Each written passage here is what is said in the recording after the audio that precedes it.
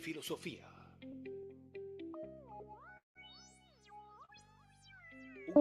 Realidades. En el Discord de Cervantes. Con la doctora @IviManifred.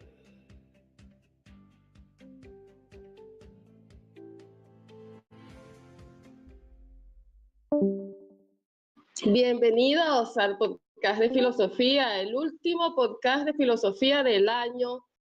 Este año 2018 tan venturoso, bueno, vamos a llamarle venturoso por las cosas que hemos logrado. Bienvenidos a Durmac nuevamente, ya les había dado la bienvenida, pero nuevamente se las doy. Alex Ivy, Belkisa, el trompetista, Irving, Lorena, Naya Ortiz, Odalis, Rosani y Luisa. Gracias por estar aquí acompañándonos en el podcast de filosofía. Hoy hablando sobre una diatriba, una disyuntiva que a todos nos toca en algún momento de nuestra vida.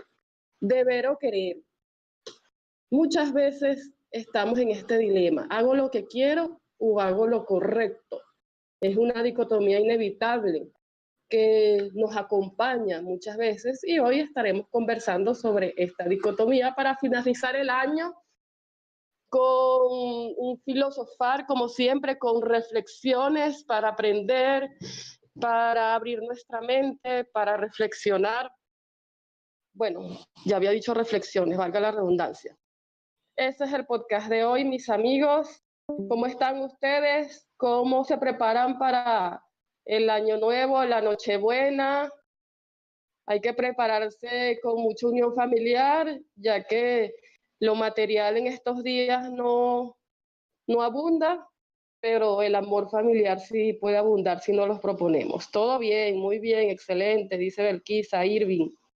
Bien, abundará en el nombre de Dios, ¿verdad, Belkisa? No podemos quedarnos pensando que vamos a seguir en esta crisis. Vamos a pensar que vamos a salir de esto y vamos a recibir la Navidad bien. Este año de logros. A Lorena dice, yo tengo 3 comidas familiares seguidas. Eso, Lore, bueno, gracias a Dios por la abundancia, con mucha energía positiva, dice Odali. Lorena se va a despedir de la dieta. Upa, dice Belkisa. Bueno, este año yo tuve una pérdida. Este año perdí a mi papá. Ha sido muy duro, pero trato de recomponerme. Trato de no engancharme con eso. Me voy a concentrar más bien en mi logro, que me gradué de doctora, ¿verdad, Alex Ivy? Concentrarnos que nos graduamos de doctora. Alex Ivy quiere hacer dieta. Yo tengo abandonado el Orbitrek. Bueno, vas a pedir lo más light posible, dice Lorena. Sí, Belkisa pasó a mejor vida. Ah, bueno, Lorena cambió unos canelones por sopa. Bueno, vamos a comenzar ahora sí. ¿El deber o el querer? En filosofía, al estudio del deber se le llama deontología. Es la disciplina filosófica que centra su atención en la manera como se establecen los deberes y cómo están vinculados con la ética y con la moral. La semana pasada estuvimos hablando de la ley, ¿recuerdan? Evidentemente, la ley está relacionada con el tema del deber, puesto que es deber de todos cumplir con la ley. Se dice que la fuerza del deber es severa y clara. Cuando sentimos esa fuerza de hacer lo que es debido, se percibe claramente. Poseemos la intuición que nos indica que es correcto y una necesidad de encaminarnos por esa ruta.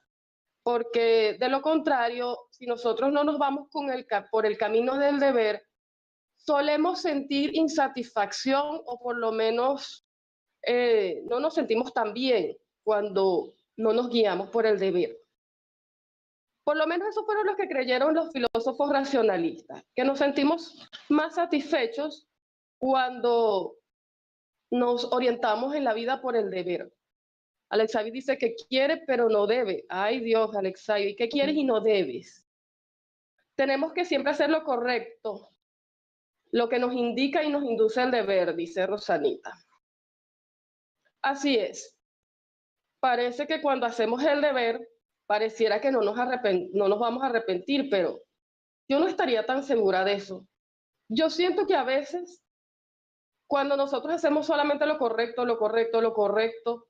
llega un momento en que decimos, no he vivido nada, me faltó hacer lo incorrecto para tal vez aprender más o disfrutar más. Y también pasa lo opuesto, cuando me equivoco, digo, debí hacer lo correcto.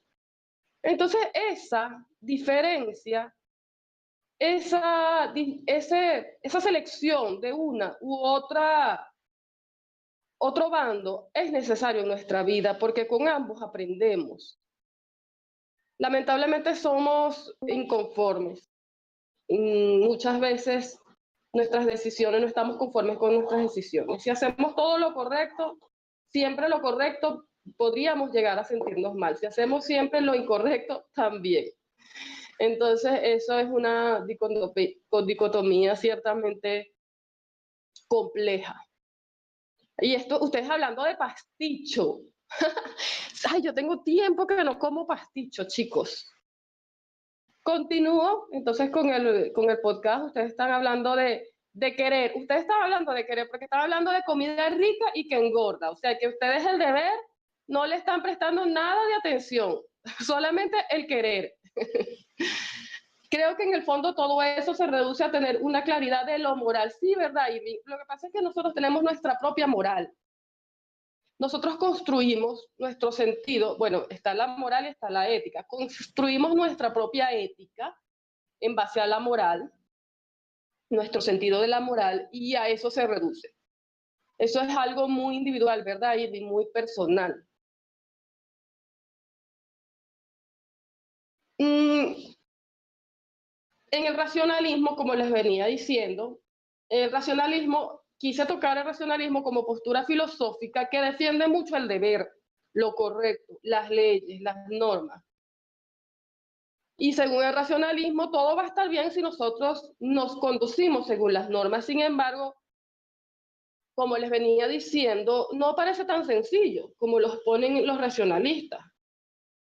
Con frecuencia hacemos lo opuesto a lo que debemos y nos podríamos sentir bien. Yo, por ejemplo, yo voy a dar un ejemplo. Todas las mañanas, cuando suena mi alarma del celular, la alarma del celular es mi voz del deber, que me debo parar temprano, hacer mis quehaceres o a trabajar. Y yo le doy posponer. Entonces, cuando hago lo que quiero, que es posponer, si lo hago muchas veces, llegamos tarde. Toda mi familia llega tarde a su destino. Y me siento mal, pues me da remordimiento de conciencia. Entonces no es como dicen los racionalistas que todo va a estar,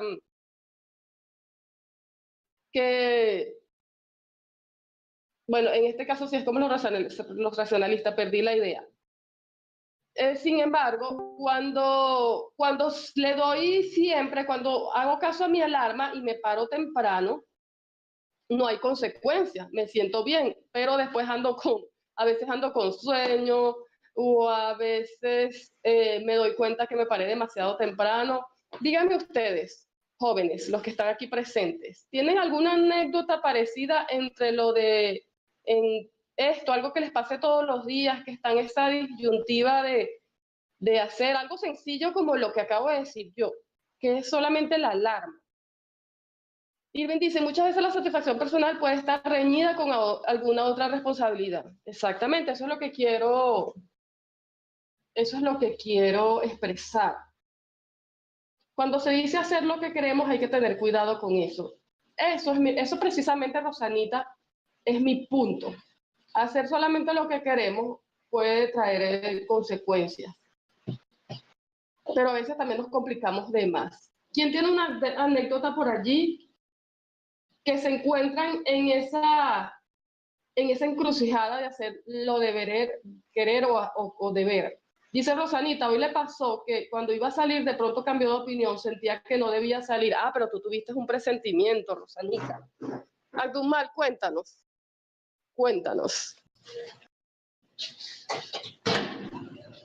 Yo digo que a mí me pasa todos los días con el alarma del celular. Todos los días yo estoy en esa disyuntiva, deber o querer. Hay que encontrar un equilibrio. El detalle, la clave está en encontrar el equilibrio y como dice Irving, eso es algo muy personal. Lo que me parece a mí correcto no necesariamente le parece a otro correcto. Sin embargo, hay leyes morales universales, independientemente de la religión. Eso lo hemos conversado mucho en este podcast. Abdulmat, yo quería hoy dejar tirado lo que estaba haciendo en la notaría, pero debía hacerlo. Porque la notaría obstina, ¿verdad? Abdulmat, salir corriendo, ir a donde quería estar. Exacto. Bueno, gracias por compartir eso conmigo, Abdulmat. Así es. Había un filósofo, yo quiero hablar de un filósofo racionalista, que él estableció la teoría del amor por el deber. Nosotros amamos hacer lo correcto o hacemos lo correcto simplemente no por una finalidad, sino por hacerlo, simplemente, decía este filósofo. Nosotros podríamos pensar que este filósofo está equivocado, que no es así, que nosotros no amamos hacer lo que es correcto. Pero yo sigo pensando que él no está tan alejado de la verdad, porque definitivamente nos sentimos mal cuando nos dejamos llevar mucho por lo que queremos. Les presento entonces al filósofo, a nuestra primera sección de este podcast, Filósofos Estrellas, en la que vamos a hablar de un filósofo que se inclina por la deontología. Filósofos Estrellas. Consultaremos filósofos de la historia, claves en la temática del día. En el podcast de filosofía, con la doctora @Ivy Malifred.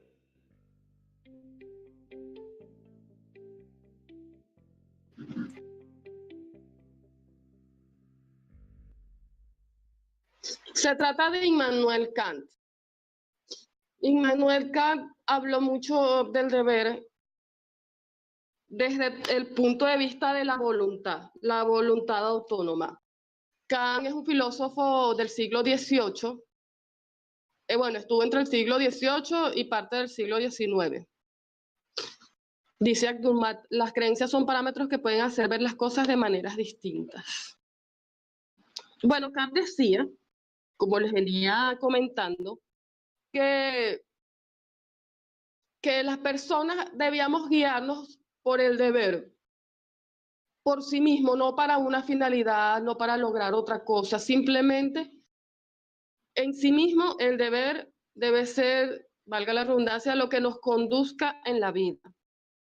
La buena voluntad como inclinación de nuestra manera de actuar, lo que incluye el respeto de la ley. Él resalta la norma moral, exactamente, como lo dice Irving.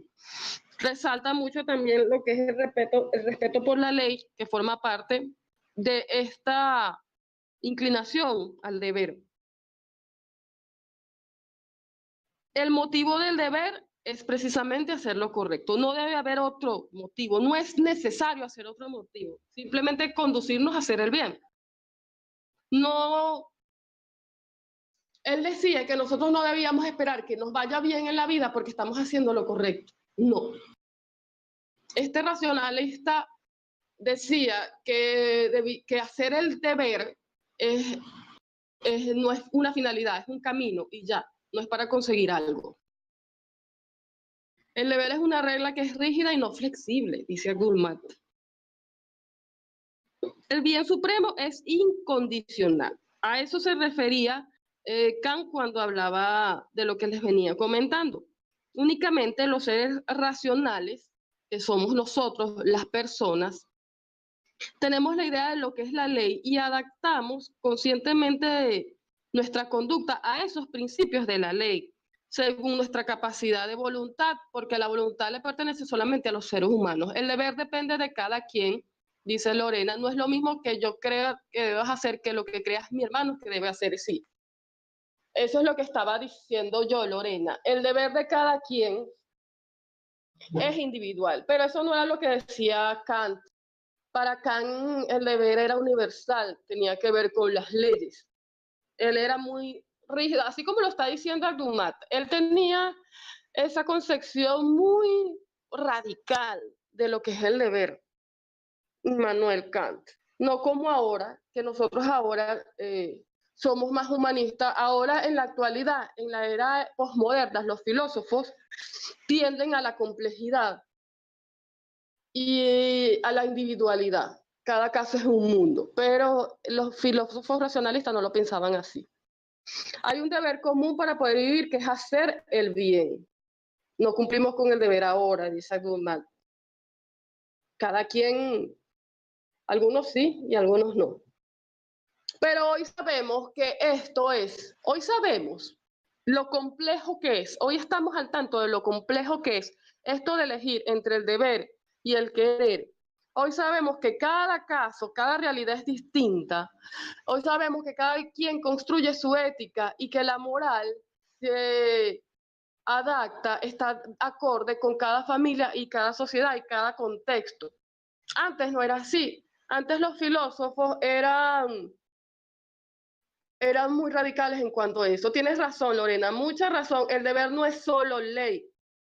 Hay deberes que nosotros tenemos que no va con las leyes y sin embargo sabemos que lo debemos hacer.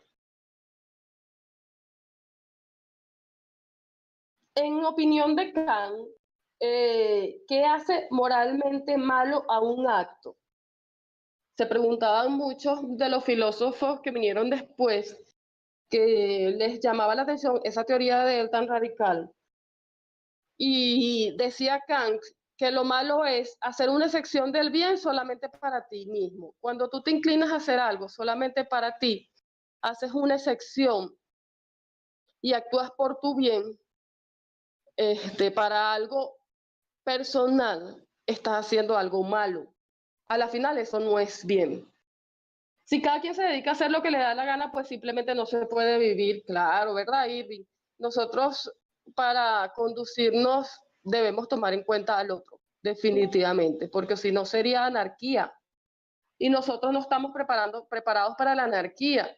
Yo he hablado mucho en este podcast de la anarquía utópica, como yo le llamo. La anarquía obviamente nosotros la vemos como algo malo porque en la sociedad cada quien, en la actualidad, pues anarquía sería cada quien hacer lo que le da la gana por sí mismo. Pero yo siempre comento que hay un concepto de anarquía mucho más profundo y mucho más sensible, que es hacer el bien para todos, no solamente para ti mismo. En un mundo utópico, la anarquía es la respuesta para la felicidad. Solo en un mundo utópico, que no existe, en una sociedad que no está preparada para la anarquía. Eso es una posición muy personal, obviamente. Hay muchas personas que rechazan la anarquía desde un principio. Yo tengo cierta simpatía por la anarquía y me disculpan la irreverencia, pero es una posición muy personal. El deber del que habla Lore es un deber relativo, sí. La relatividad, yo también defiendo mucho la relatividad en filosofía. Disculpa, dice Luisa. Yo defiendo mucho la relatividad porque en filosofía cada postura es valedera y cada concepción del deber es relativa por lo que estábamos diciendo anteriormente. Debes comer, debes lavarte y no lo dice la ley exactamente. Debemos ser aseados y en una parte lo dice, pero lo dicen las normas de higiene. No lo dice la ley, pero sí las normas de higiene. Habría que buscar ejemplos en donde el deber no tiene que ver nada con las normas. Porque, por ejemplo, el aseo no está en la ley que debemos ser vaciados, pero sí en las normas. Aunque sí están las leyes de sanidad, pero con respecto a establecimientos públicos. Se confunde el término ley con norma, exactamente. ¿Debes o no estudiar lo que los demás quieren? Ay, eso es un tema del que hemos hablado también aquí. Esos estereotipos, esos patrones sociales que te quieren decir qué es lo que tienes que estudiar y no te dejan escoger o te hacen sentir mal cuando tú decides estudiar una carrera que no es aceptada o no tiene prestigio social. Toda esta discusión ha sido posible porque logramos una sociedad moral. Hemos avanzado mucho, Irving. Yo creo que esta época de la posmodernidad, donde el humanismo ha dado pasos agigantados, hay mucha más tolerancia. Sin embargo, esta sociedad da como que un paso adelante y tres hacia atrás. Mientras se logra mucha aceptación, mientras se logra inclusión, por otro lado hay mucha delincuencia y mucho asesinato. Sigo comentando que definitivamente esto todo es muy relativo. Bueno, ¿qué más les puedo decir sobre este filósofo Kant? Sobre Kant también podría comentar que él habla también de la dignidad. La dignidad, eso de ser racional y de conducirnos por el bien, forma parte de la dignidad. Eso nos hace ser personas más dignas. Cada persona, no tratar a las personas como medio, no utilizar a las personas, ni siquiera nosotros mismos, para lograr algo bueno, sin guiarnos por el deber, eso nos hace dignos. Las personas jamás se utilizan como medio. La nobleza de una persona es la razón fundamental de que yo deba ser moral, decía Kant. Por eso él usaba un término muy interesante que era la autonomía de la voluntad. O sea que yo tenía la voluntad por mí mismo de hacer el bien, de hacer el deber. Yo era autónomo en esa decisión. No tenía que obligarme a nadie, tenía que hacerlo yo por sí mismo. En la época de la antigua Roma ni siquiera tenía valor la persona al nacer. Si el padre le daba la gana, lo dejaba tirado en la calle y listo, nadie se lo discutía. Qué triste, Irving, yo no sabía eso. Qué triste. Bueno, como he hablado mucho yo, claro, me gusta esa participación de ustedes. Ustedes han apartado bastante, como siempre, a este podcast. Eh, otra cuestión que quería decirles de Kant, lo que pasa es que estoy aquí buscando el enlace del debate y lo boté, el enlace del debate. Y no quiero hacerlo sin nuestra introducción. Voy a seguir hablando entonces de Kant mientras lo encuentro.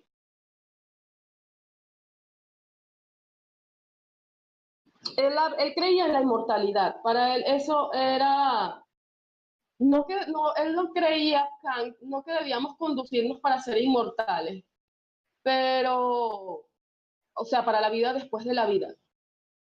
Pero a pesar de eso, él creía que en la inmortalidad del alma, creía Kant.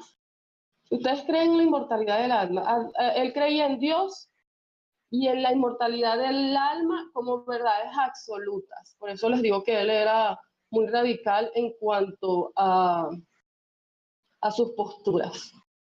Hay personas que son oportunistas, sí es verdad, Rosanita. La mujer no tenía nada que ver con la decisión del que nacía. De paso, sí, en cuanto a los derechos de la mujer, definitivamente hemos avanzado mucho. Voy a dar entonces al inicio a nuestro debate.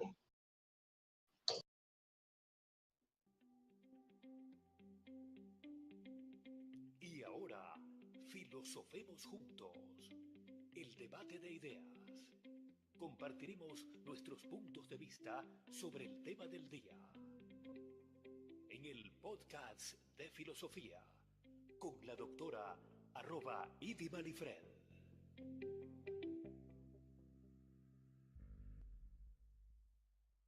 ¿Ustedes creen que hacer el deber nos resta felicidad?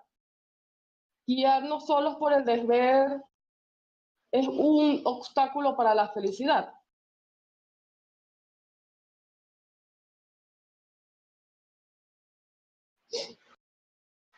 Cumplir con nuestro deber nos resta felicidad. El deber es la implicación a la felicidad interna. Abdumar dice que no, que más bien el deber, cumplir con el deber, nos proporciona felicidad, nos incrementa la felicidad. No necesariamente, dice Luisa. Por eso es que en eso sí tenía Kant la razón. Kant no decía que debíamos hacer el deber para ser felices. Sin embargo, tenemos eso que es lo que le llamamos conciencia, que cuando hacemos lo correcto nos sentimos bien. Entonces las personas como que somos buenas en el fondo. Yo pienso que nos limita la felicidad. Rosanita dice que nos limita la felicidad. En muchos casos nos puede limitar la felicidad, pero no todos, no en todos, ¿verdad? Hay gente muy mala, dice Lorena. Buenas noches, Sacra, bienvenida. Eso depende. Yo me siento feliz de comprarle unos zapatos a mi hija en vez de yo tomarme una cerveza, dice Irving.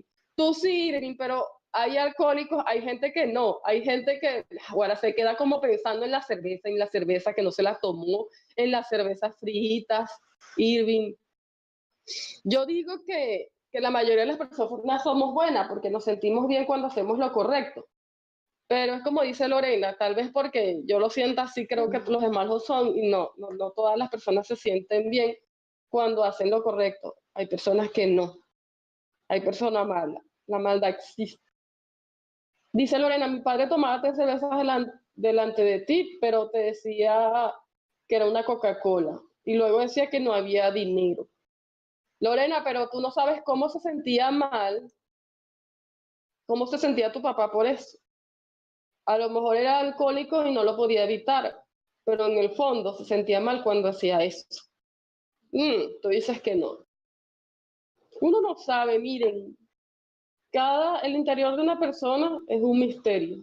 Nosotros es imposible saber lo que sienten las demás personas. Eso es un problema moral, como dice Irving. Claro, es que la moralidad de cada quien en cuanto a lo que es bueno y lo que es malo, definitivamente es distinta. Yo creo que hay personas que no tienen problemas de conciencia. ¿Tú crees, Irving? Es posible, es posible. Es posible. ¿Qué creen los demás? ¿Qué creen los demás? Hay personas que no sufren de remordimiento en conciencia. Está convencido, Irving. ¿Y qué dicen los demás? Abdumar dice que no. Abdumar cree que todos tienen remordimiento, que todos tienen remordimiento de conciencia, aunque no se note. Es posible que todos tengan remordimiento de conciencia y no se note, no lo manifiesten. Es una posibilidad. Dice Odalis, todo depende, debemos trabajar. Algunas veces disfrutamos y nos gusta nuestro trabajo, otras veces no, pero hay que hacerlo. Yo soy de las que pienso que debemos trabajar en lo que queremos. ¿Será porque yo siempre he trabajado de lo que me gusta?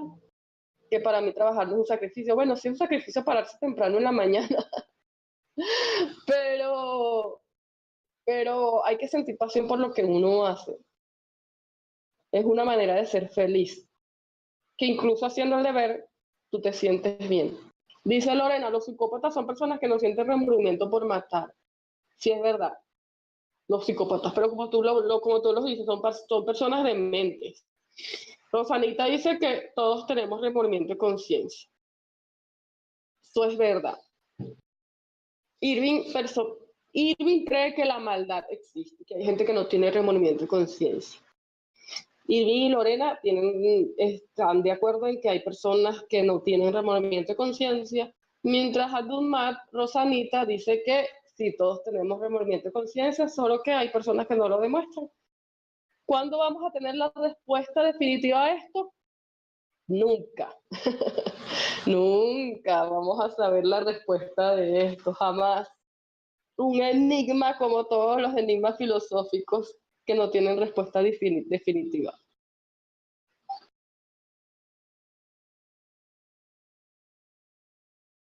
Decía también Kant que nosotros teníamos necesidades morales.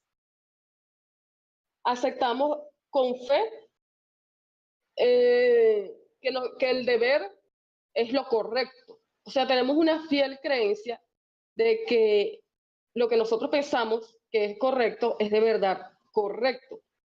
Y eso es la fe, como la pura racionalidad.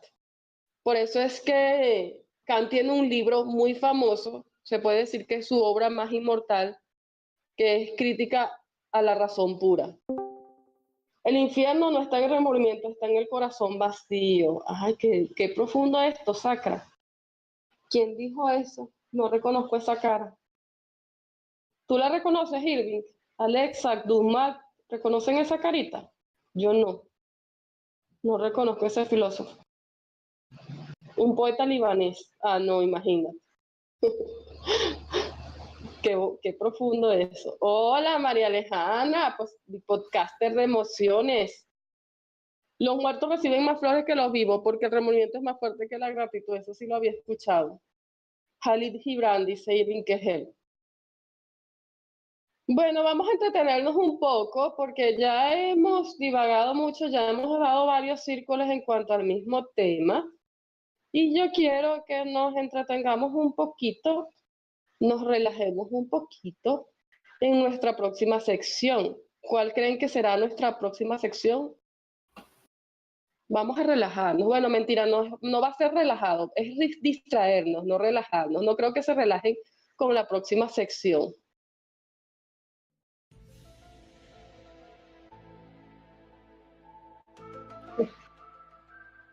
Nuestro insólito universo. Nuestro insólito universo. La nueva sección del podcast de filosofía. Basada en el de Rafael Silva. Sumérgete en el mundo de lo desconocido. Lo mítico e inexplicable.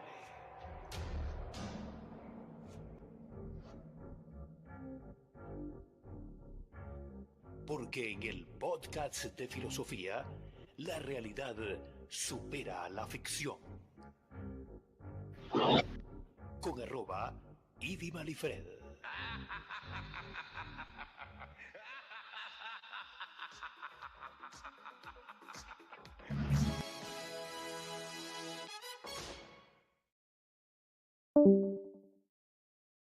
En nuestra sección Nuestro insólito universo, hoy vamos a hablar de una leyenda venezolana que todos conocemos, sin embargo, muchos no sabemos en qué consiste en realidad esta leyenda urbana. Gracias, Sacra, por esas imágenes.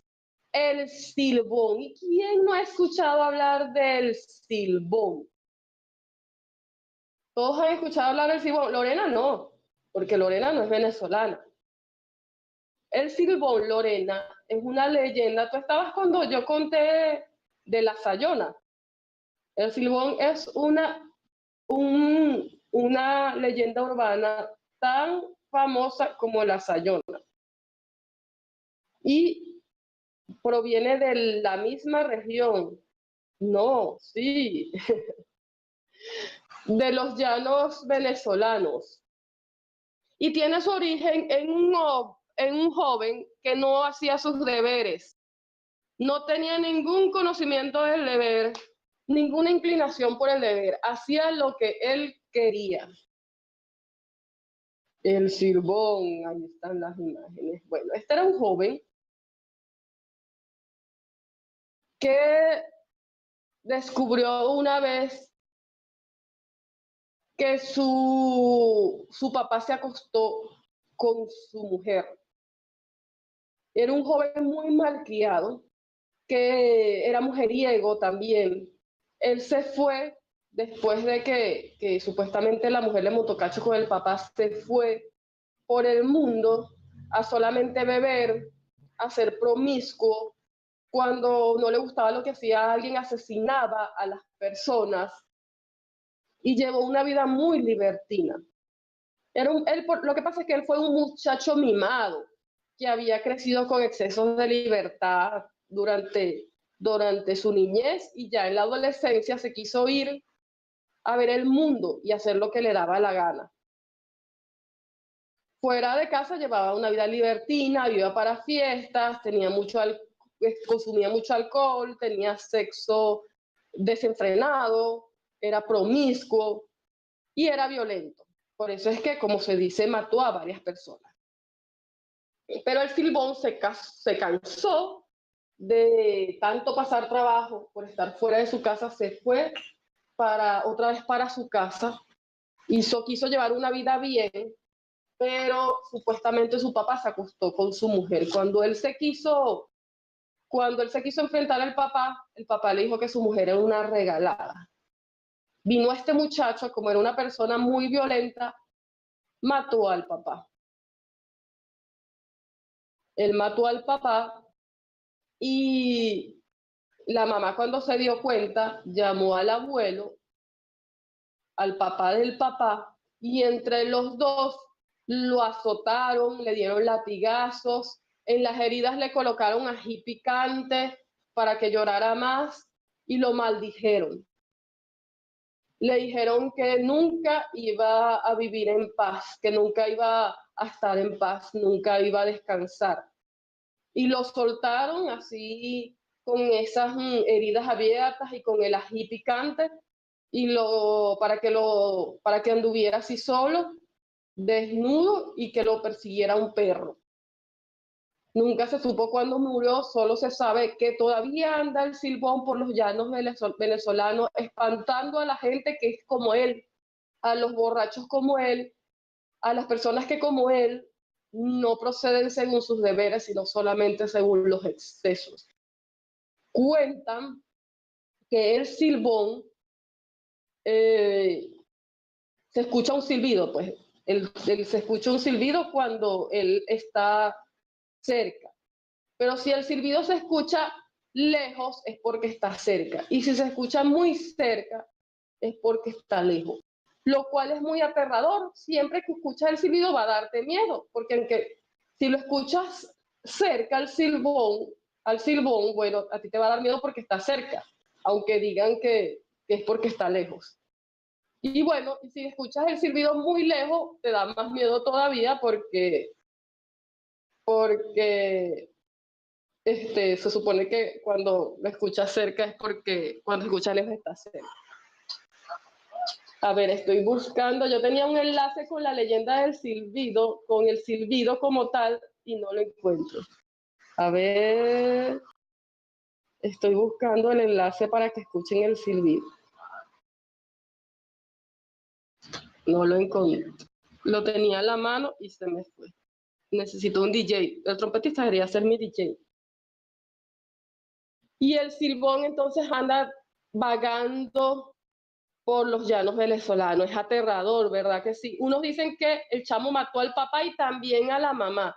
Hay muchas versiones. De hecho, cuando estaba investigando, escuché muchas versiones. Y me gustó hablar del silbón porque ahí está ahorita en el cine. Ese silbido dicen que es de los búhos, que es algo como que... Pero la estoy buscando.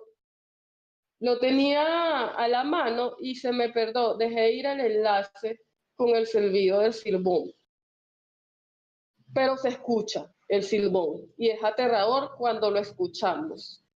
Creemos que viene cerca el silbón a espantarnos, y si tenemos la conciencia sucia, pues peor.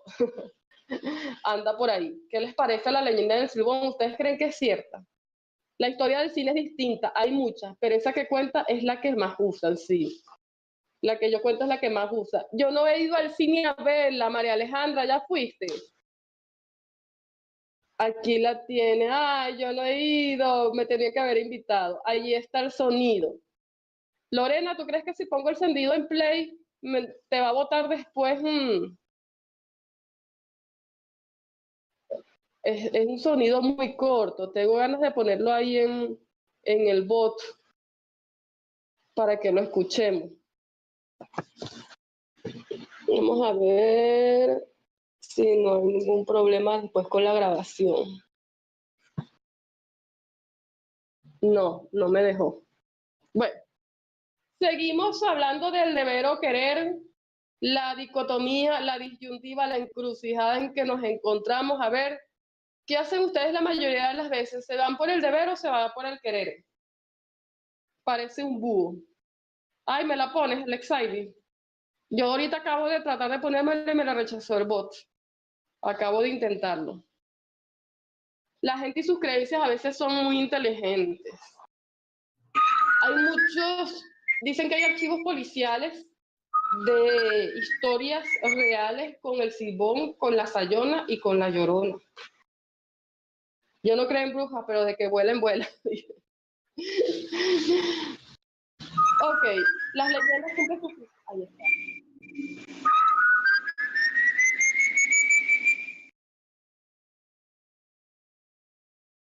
Gracias, Alexa. Ahí está el Silbón. Uy, qué aterrador.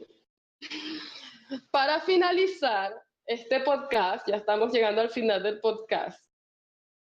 Todo esto que les estaba diciendo de Kant, así como a nosotros nos parece difícil, yo no sé si a ustedes les parece raro eso. ¿Ustedes creen que está bien eso? Guiarnos por el deber simplemente per se, que el deber es lo correcto, no buscando una finalidad. ¿Ustedes creen que los seres humanos, así como lo dice Kant, es posible que nos guiemos por el deber sin buscar una finalidad, sin buscar un resultado? Porque eso era lo que decían Kant, que nosotros nos guiábamos, que lo correcto era guiarse por el deber, porque sí, pues porque nos sale, no porque buscamos una finalidad, no porque queremos un resultado, no porque queremos sentirnos bien, simplemente porque sí. El deber es el medio, no la finalidad, es el medio y al mismo tiempo la finalidad, lo correcto. Debe haber un equilibrio. Bueno, a Kant lo criticaron mucho, a pesar de que Kant derrumbó el hedonismo. No sé si se acuerdan que yo hablé del hedonismo también en el podcast, que es guiarse por el placer, es responder al placer. Bueno, Kant vino a destruir lo que era el hedonismo. Llegó Kant y al hablar de este racionalismo del deber, dejó a un lado lo que era el hedonismo y le dio realce a lo que era el deber. Haces cosas por miedo a las consecuencias, y ya hemos hablado de las consecuencias. Es que Kant fue muy criticado porque la gente decía que no. Los críticos de Kant decían que no, que nosotros hacíamos el deber es por una finalidad. Uno, por el miedo a las consecuencias, es decir, por no sufrir consecuencias de hacer lo malo. Y otro, por sentirnos bien. Otro, por religión, porque creemos que vamos a lograr la inmortalidad del alma haciendo el bien. Pero que naturalmente eso no era así, que siempre queríamos un resultado. De hecho, hubo filósofos que hubo críticos que dieron como ejemplo el amor natural, el amor de la madre. Ah, tú haces el deber de pararte a medianoche a cuidar a tu hijo, porque simplemente porque es el deber. Y decían los críticos que hasta el amor natural de madre busca una finalidad que es el bienestar de su hijo. Hasta ese amor que parece incondicional tiene una finalidad, es que el hijo esté bien. Eso lo decían los críticos de Kant. Las formas malas jamás podían convertirse en leyes universales. Eso sí es una premisa que yo creo que es la que coinciden los filósofos tanto racionalistas como existencialistas, que las formas del mal que son universales jamás podrían convertirse en leyes universales. Hay cosas que son malas, que son comunes, y esto ya lo hemos hablado.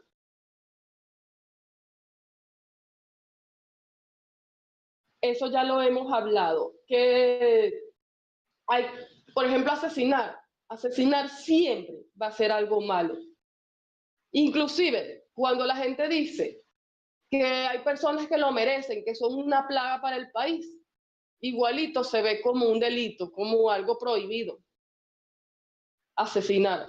Y así, hay formas malas, formas de conducirse malas, que según los filósofos nunca se van a convertir en leyes universales. Dice Irving, la mayoría de las madres creen que deben hacer lo que sean por sus hijos. Hay límite para las cosas. Entonces, definitivamente Kant, a pesar de que nos deja muchas enseñanzas sobre el deber, y habría que leerlo, sobre su postura, sobre la racionalidad, yo considero que era radical en cuanto a esto, era inflexible. Y en la actualidad sabemos que existe la relatividad en la que cada situación y cada sociedad es distinta. Uno hace todo por los hijos, pero uno tiene la finalidad. A uno le sale hacer todo por los hijos, pero uno tiene una finalidad, que es que ellos estén bien. Y eso es lo que la gente le decía a Kant, que todo, hasta los deberes más innatos, tienen una finalidad. Ay, Dios, Lorena, si tu hijo es un asesino, ¿qué haces? Hay muchas, yo he escuchado historias de eso, madres que son valientes y lo delatan, y madres que son alcahuetas, y si un hijo es asesino, inclusive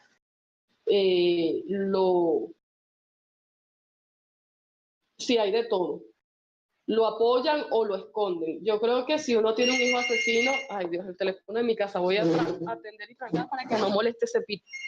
Yo creo que si uno tiene un hijo asesino, uno no puede apoyarle eso.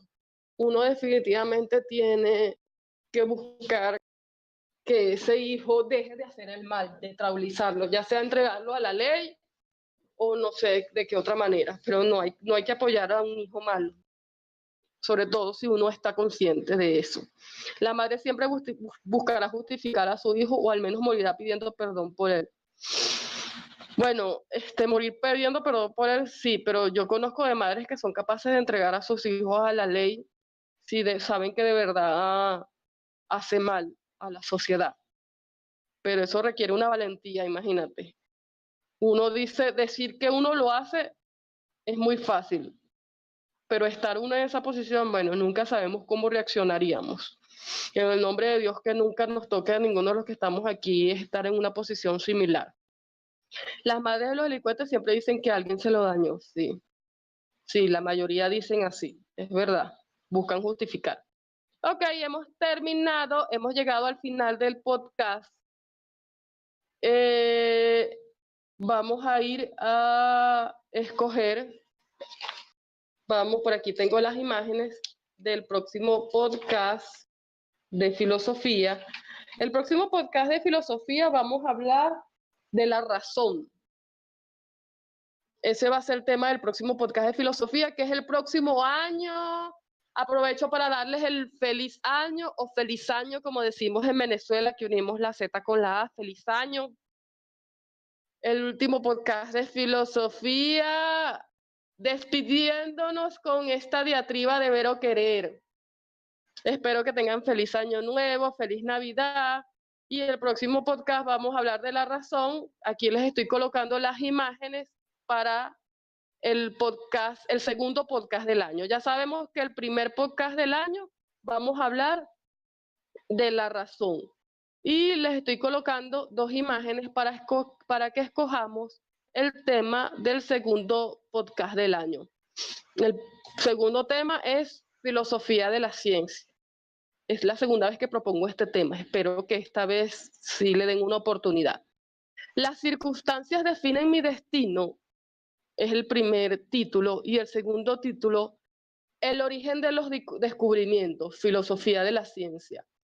La imagen, como siempre, que tenga más pulgares arriba es la que gana el tema para el segundo podcast del año.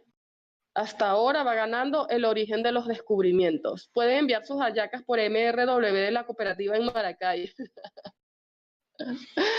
Pan de jamón y ensalada, bueno, la ensalada de gallina se daña. El pan de jamón es menos perecedero. Irving, las hallacas son más perecederas, hay que enviar pan de jamón.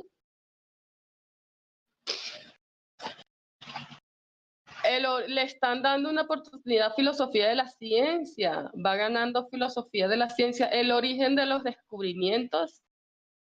Los invito a leer Cervantes Ciencia, está genial los temas de esta semana.